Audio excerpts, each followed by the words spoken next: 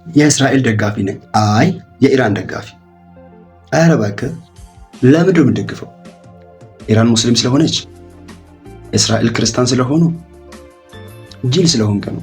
እኔ እውነቱን ልንገርህ፣ እስራኤልም ሆነ ኢራን ሙስሊምም አይደሉም ክርስቲያንም አይደሉም።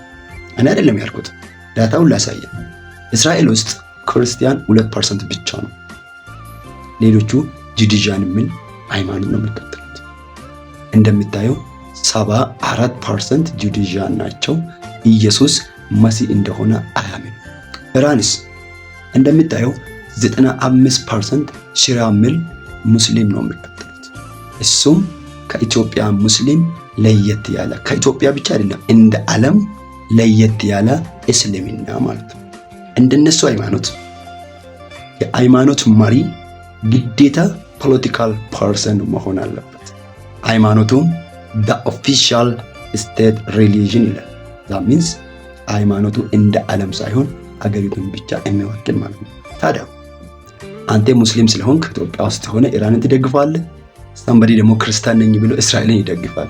ሁለቱም እናንተን አይወክሉም፣ አያውቁም። ዝም ብለህ ፎሎ አድርግና ይለፍ።